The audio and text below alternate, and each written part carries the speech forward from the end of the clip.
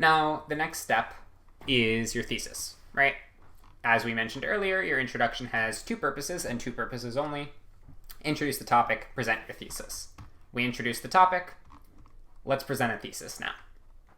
So your thesis is the main point that you'll be making and supporting in your essay. It's what your essay is all about. It is your central argument. It's what you're trying to prove, what you're trying to convince people of. Your thesis must be related to the prompt. So if we go back here, the prompt asks, what, if anything, is the value or function of such polite speech? Your thesis must be, the value of polite speech is this, the function of polite speech is this, or polite speech doesn't have a legitimate value or function. There is no value to polite speech. Something like that, right? It must be related to what the prompt is asking you to argue about. It must be defensible, which means that it has to be something that could be supported by claims and evidence. You have to be able to back it up somehow. And it must have a clear position related to what the topic is asking. It has to be a strong, clear argument on one side or the other side. It can't be something neutral. It can't be like, well, polite speech could do this, but it could also do that. You are able to have a thesis that says, this is true, but only in certain situations, right? Or something like that. But it has to have a concrete position. You can't, argue one paragraph on one side, one paragraph on the other side. You can't go back and forth. Choose a position, stick to that position. Now, there's a difference between a thesis and a thesis statement, right? A thesis is just this idea, this central argument. A thesis statement is one sentence that clearly and directly declares what your thesis is. It's not required to have a thesis statement. However, it is the safest way to make sure that the audience knows what your thesis is. It's the easiest way to make sure that the graders know what your thesis is, and it's the most reliable way to get that first point on the rubric. So because of this, the best practice is to include a thesis statement, a direct statement of what your thesis is, and to place it as the final sentence of your introductory paragraph, kind of like the student in this example did earlier. So let's look at some thesis statements and try to figure out which one is stronger here, based on the criteria we talked about, right? It has to be related to the prompt, it has to be defensible, and it has to have a clear position. Let's take a look at these and see which ones we like the best here. Let's look at each of these. We're given a topic, which would be like the prompt, right? And we're given two options. Which one is stronger here? So number one, the topic, should schools require students to wear uniforms? So we're trying to develop an argument about whether or not schools should require students to wear uniforms. Choice A says, for the benefit of students and teachers, schools should require students to wear uniforms. Choice B says, whether or not schools should require students to wear uniforms is a controversial issue, and there are pros and cons to both sides of the debate. Now, I will pause for a second here while I let you think about it. So the stronger thesis statement here is going to be choice A. And the reason is B does not take a clear position, right? B says, well, there are pros and cons to each side, or this could be good for this reason, it could be good for that reason. You don't want that clear position. We don't know what B's position is, right? Does B think that they should wear uniforms, or does B think that they shouldn't wear uniforms? They don't tell us. This student does not tell us. He just says that it's a controversial issue, he or she. I guess it would be he, because I came up with these. So he says it's a controversial issue, and he says that there are pros and cons to both sides. Doesn't take a position. Whereas A does, right? For the benefits of students and teachers, schools should require students to wear uniforms. That's the position. So A is the stronger thesis statement here. Let's look at the second one. The topic. How does Joe Smith use rhetorical strategies to convey his point in the passage? All right, so this is a topic related to that second essay type, the rhetorical analysis essay type. Let's look at our options here and see which one has the strongest thesis statement. A says, Joe Smith is correct when he makes the point that capitalism is better than socialism. And choice B says, Joe Smith uses repetition and an appeal to the audience's emotions to argue that capitalism is better than socialism. Again, I'll give you a second. Pause the video if you need more time to think about it. Come up with your own idea first before I talk about it. All right, so the topic wants to know how Joe Smith uses rhetorical strategies to convey his point. A says that he's correct when he makes the point that capitalism is better than socialism. It is taking a clear position here, but it is not taking a clear position that's related to what the prompt is asking. The prompt wants to know about rhetorical strategies. A does not talk about rhetorical strategies at all. A is kind of providing an opinion based on what Joe Smith is talking about in the passage, not about the way that he conveys the information in the passage. B is the better thesis statement here. It specifically mentions what rhetorical strategies Joe Smith is using, and it says to convey his point, and it's directly stating that he's using those strategies to argue that capitalism is better than socialism, which would be his point. So B is definitely the stronger thesis statement here. Let's take a look at 3. 3, the topic, should the voting age be decreased from 18 to 16? That's the topic. Choice A, my thesis is that I think the voting age should be decreased. Choice B, in order for government to best represent the population of the United States, the voting age should be decreased from 18 to 16. Pause the video if you need to, look over these, take a second, come up with your own thoughts. So the correct answer here is that the stronger thesis statement is B. Both of these take a clear position, right? A says voting age should be decreased. B also says voting age should be decreased. Both of them are related to what the prompt is asking. The reason B is stronger than A is that A is unprofessional. A is not well written, right? My thesis is that I think is something you kind of never want to see in an essay like this. It goes back to this idea we talked about earlier, right? How you don't want to say things like, this essay is about, I will be talking about. You also don't want to say, my thesis is this. You just want to state what it is. You don't need to preface it by saying, this is my thesis, right? The audience knows that that's your thesis. You don't need to tell them.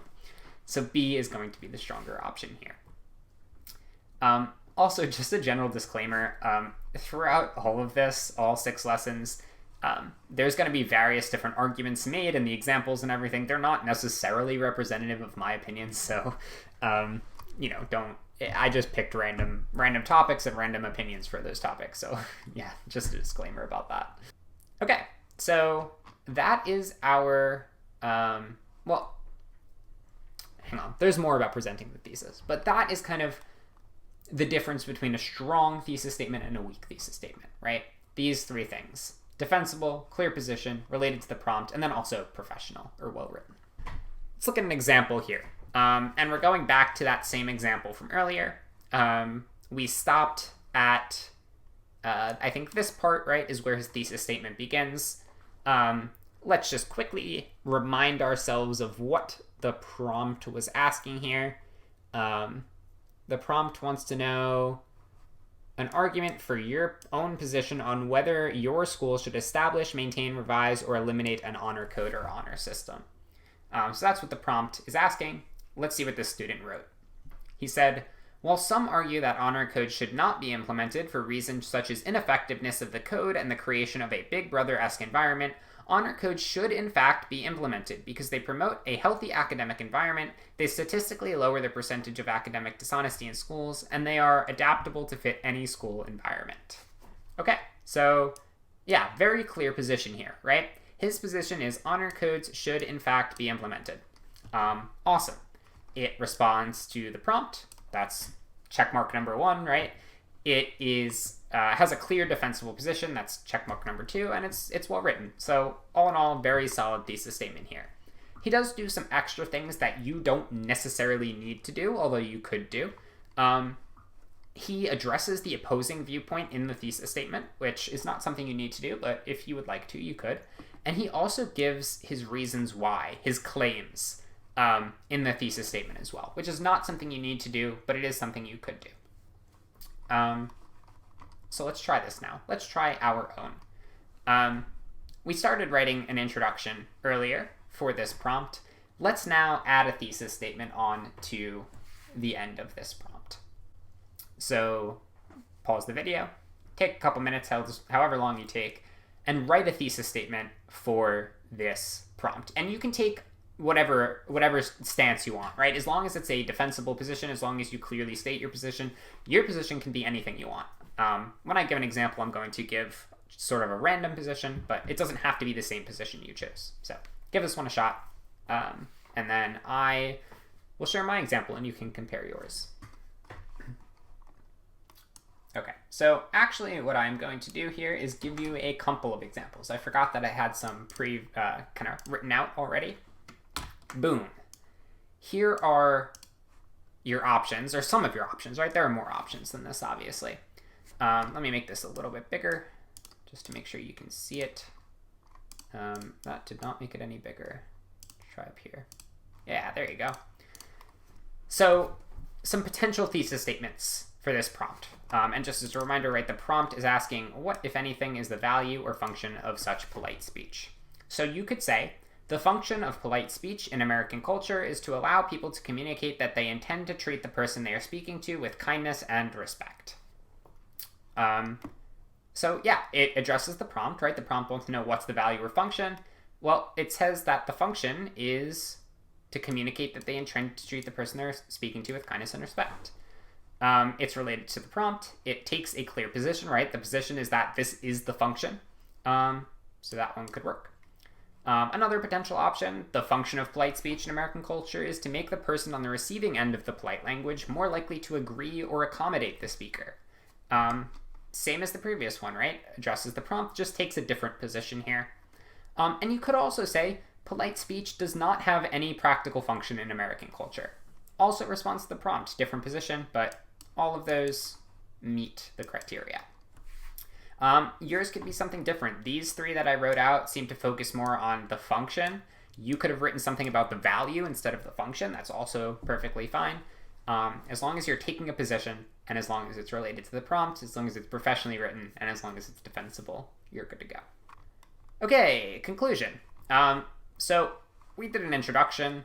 Let's talk about conclusions now. We did skip over body paragraphs. I did that intentionally. I'm aware. I know. We'll get back to body paragraphs. Let's talk about conclusions first.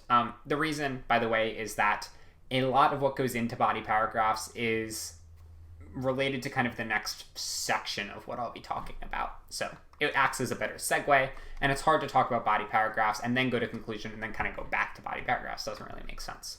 So let's talk about conclusions first. The goal of your conclusion, we talked about the goals of the introduction, right? The goal of your introduction is to do two things. Introduce the topic and present the thesis. For the conclusion, you only have one goal, so it's even simpler. The goal of your conclusion is to bring your argument to a unified end by relating all of your claims and evidence back to your thesis. Everything you've kind of talked about already, all the claims that you've presented, all the evidence that you've presented, take all of that and be like, hey, thesis is here, right? Boom. Shoving it together. Bringing everything back to the thesis. Your conclusion should not directly repeat anything you've already stated. You can kind of allude to things you've already talked about, but there's no point in writing something you've already written. I know a lot of times that's how you're taught to write conclusions in, maybe elementary school, middle school, or even in high school, honestly. You don't want to repeat things you've already said. There's no point in doing that. You're just wasting time. It's not making your writing any stronger. So you want to bring everything back to the thesis without saying things you've already said, right? You don't want to say, if you've, one of your claims, let's use this example, right? If one of your claims is that a phrase like, how are you, lets people know that you care about them, right? You wouldn't say, in your conclusion, a phrase like, how are you, lets people know that you care about them.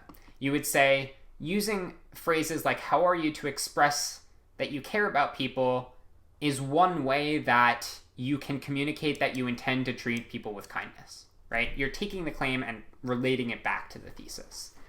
That's kind of the difference. That's what you want to do, rather than just repeating the claims. Your conclusion should also not introduce new ideas, right? And you might be like, well, how do you do both of those things? And it's kind of just how I mentioned, right? You're alluding to things you've already talked about, but you're saying, you're connecting two different things you've already talked about. You're not repeating something directly. You're also not bringing up something completely different. Your conclusion should not be any longer than 3 to 5 sentences. Honestly, 5 sentences is even pushing it. 2, 3, maybe 4 sentences is pretty good. It should be quick. You don't want to spend a lot of time in your conclusion.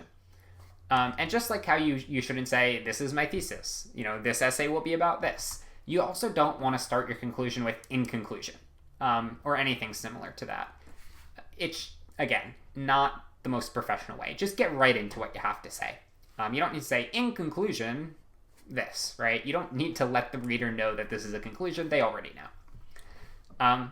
One more note about conclusions. They're not required by the rubric, right? If we go back to what we talked about earlier, the 3 components of the rubric: thesis, evidence and commentary, sophistication. Conclusion's not on there. You can get all 6 points without having any conclusion. And because of that, if you are running low on time, I would recommend skipping the conclusion. If you're already past 45 minutes and you still have 2 more essays to write, skip the conclusion, do those other essays. If you have time, come back and add one. But if you don't have any time, it's not a huge deal. If you do have time, though, we do still recommend that you add a conclusion, that you write a conclusion. A short conclusion, right? Not a long conclusion. But I do still recommend that you have a conclusion. And the reason is that it can help you earn that last sophistication point. We'll talk more about that sophistication point in, I think, lesson 3 or 4. There are a lot of different ways to earn that point, but having a conclusion can help. So I would recommend it if you have the time. If you're running out of time, skip it. Let's look at an example here. Actually, 2 examples here. We have our favorite little prompt here about polite language. And we have 2 different conclusions here. Now, we can't make like an in-depth analysis or a deep dive into either of these because we haven't seen the entire essays for these conclusions, right? We don't know if they're repeating things necessarily. We don't necessarily know what their claims and evidence are. But I think reading through these can give us a general idea of what a strong conclusion and a weak conclusion are like. So the strong conclusion. Therefore, it can be seen that although polite speech, like regular communication, may display intent, instead it in fact is used to relate politeness to the reader. This connotates, I think that says subservience, respectability, and ethical rightness to the audience for it, and so functions as a method to persuade those receiving the words to the side of the speaker. The usage of polite speech preys on human susceptibility to ethos and pathos in order to influence them to trust and support the speaker, and therefore it is evident that polite speech is much more than empty words. So presumably, his thesis here is something about how, maybe his thesis is just generally that, there are more functions than literal intent. And then he goes on to kind of relate all of his claims back to that, right? His claims talk about how it functions as a method to persuade those receiving the words to the side of the speaker. It works for persuasion. It allows people to trust and support the speaker. He's kind of taking all the things he presumably talked about in the essay and tying them all together, right? Very strong conclusion. On the other hand, this weak conclusion is actually honestly not the worst conclusion I've ever seen. There are worse things you can do for a conclusion. Let's give it a read, and I'll talk about why this is still a weak conclusion, though. It says, today, there's suffering, pain, crisis, despair, and many other horrible things that people go through I'm assuming that's supposed to say every day, it just says every. If we can soften that with have a good day, why wouldn't we? So the reason this is a weak conclusion is because it says absolutely nothing. It doesn't accomplish anything. If you're going to write a conclusion like this, it's better to just not have a conclusion at all. It doesn't tie any of the claims back to the thesis. It doesn't say much of anything. It just gives this general statement that maybe is related to, I guess, the introduction. And then it seems to talk more about why we should or shouldn't use polite language rather than what the function of it is, right? It's like only loosely related to what the prompt is even asking about, and it just doesn't accomplish much of anything. So yeah, I think there's a pretty apparent difference here, right? This is heavily focused on the claims and the thesis. This is nothing. So let's give this a shot now. Let's try to write our own conclusion.